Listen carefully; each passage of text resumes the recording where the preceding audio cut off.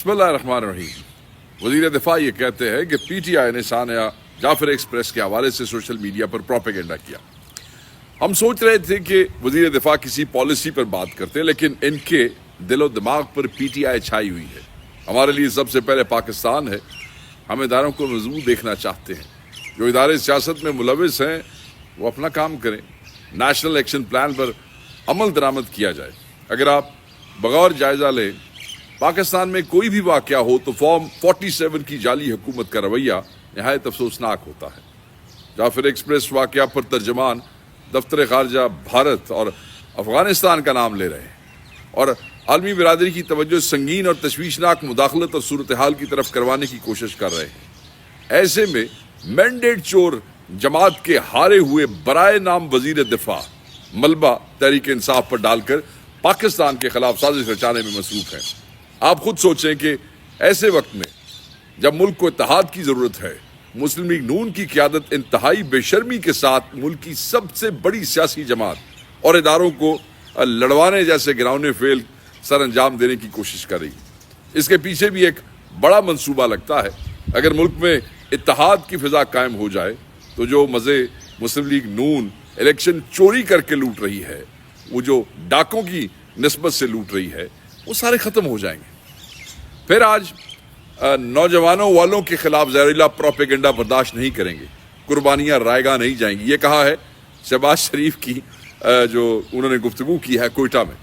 شہباز شریف خصوصی طور پہ کوئٹہ گئے، اور بھائی جانا بھی تھا تو چلے گئے، ٹھیک ہے، وہ 2 دن بعد گئے۔ مناسب ہوتا کہ وہاں کھل کر بلوچستان کے مسائل اور ان کے حل پر گفتگو کرتے، بتاتے کہ آگے کا لائے عمل کیا ہے، قوم کو متحد کیسے کرنا ہے۔ الٹا وہاں پر بھی عمران خان اور تحریک انصاف کو نشانہ بنایا۔ اتحاد خاک ہونا اور تو اور بلوچستان دہشت گردوں کے گھیرے میں ہے، وہاں امن و امان کی صورتحال بدترین ہے۔ وزیر اعظم صاحب کے دوران لیپ ٹاپ اسکالرشپ کا اعلان کر کے آئے ہیں اس دورے میں۔ بھائی وہاں کے مسائل حل کریں۔ وہاں بھی اپنی تشہیری مہم کے چکر میں ان کو دیکھ کر بس یہی کہوں گا کہ پاکستان ہمیشہ کی طرح نازک دور سے گزر رہا ہے، اور جن کی وجہ سے گزر رہا ہے وہ سمجھتے ہیں کہ نازک دور میں ہی ان کا بھلا ہے۔ اس سے زیادہ شہباز شریف کی کیا بدبختی ہو سکتی ہے کہ اسے تاریخ میں ایک جعلی وزیر اعظم یا جعلی سربراہ کے طور پر یاد کیا جائے گا۔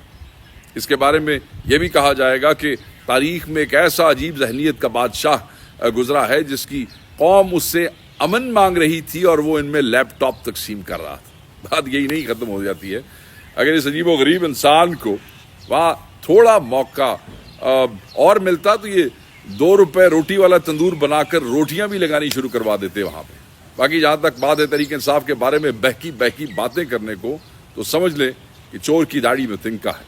آپ کو یاد ہوگا کہ عمران خان صاحب نے کہا تھا کہ شہباز شریف کو نیند نہیں آئے گی، تو شہباز شریف کی شکل سے پتہ چلتا ہے کہ آج کل نیند پوری نہیں ہو رہی۔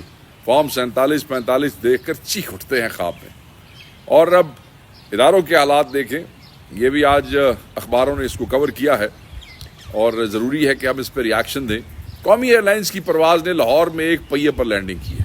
اگلے پہیوں میں سے لینڈنگ کے وقت ایک ٹائر ہی غائب تھا۔ لاہور ایئرپورٹ پر معائنے کے دوران ایک ٹائر غائب ہونے کا پتہ چلا جناب۔ انتظامیہ اور سیفٹی انویسٹیگیشن بورڈ نے تحقیقات شروع کر دی۔ امکان ہے کہ طیارے کا پہیہ دوران پرواز کہیں گر گیا۔ نمک فروخت ہوا یا نہ ہوا، مگر گدھوں نے شہر تو دیکھ لیا۔ بغیر ووٹوں کے حکومت اور بغیر ٹائروں کے جہاز یہ آپ کو پاکستان میں ہی ملیں گے۔ ویسے معجزات تو اس سے بھی زیادہ ہے۔ بغیر مطلب اور مقصد کے کابینہ اور بغیر عقل کے بادشاہ سلامت دیکھیں، ابھی تو صرف جہاز کا ٹائر ہی غائب ہوا ہے۔ جس دن اس جعلی حکومت کے ہاتھ کوئی اور سرمایہ کاری لگی تو وہ اسے بھی لے کر غائب ہو جیڑی شے لبدی ہے لے جاؤ۔ اب مہنگائی کو دیکھیں، آج بہت سے دوست اس پہ بات کر رہے تھے۔ ایل پی جی گیس کی قیمتوں میں گزشتہ 4 روز میں 50 سے 60 روپے کلو تک اضافہ۔ چکن کا جو گوشت ہے وہ 700 سے 800 روپے کلو۔ بیف بتا رہے تھے کہ 1500 روپے کلو اور مٹن 2500 روپے کلو تک فروخت ہو رہا ہے۔ چینی 170 سے 180 روپے تک جا پہنچی ہے، لیکن دعویٰ ہے کہ مہنگائی گھٹ گئی جی۔ پہلے چینی برآمد کر کے اربوں روپے بنائے، پھر چینی مہنگی بیچ کر اربوں روپے بنائے، اب شکر درآمد کر کے اربوں روپے بنائیں گے۔ سرمایہ داروں کی موج لگی ہوئی ہے۔ عوام کا کچومر نکل گیا ہے. جب چینی کی برآمد کی اجازت دی تھی تو کہا تھا کہ 2 روپے کلو بھی مہنگی نہیں ہوگی. اب یہ دن رات مہنگی ہو رہی ہے. شہباز شریف صاحب کا اگلا بیان متوقع ہے کہ چینی مہنگی نہیں ہو رہی بلکہ چینی ترقی کر رہی ہے. برائلر جو چکن ہے وہ مضر صحت ہوتا ہے، اس لیے مہنگا کیا گیا کہ غریب کھا کر بیمار نہ ہو جائے. بیف اور مٹن مہنگا کرنے کا فیصلہ جانوروں کی نسل کے تحفظ کو مد نظر رکھ کے کیا گیا ہے.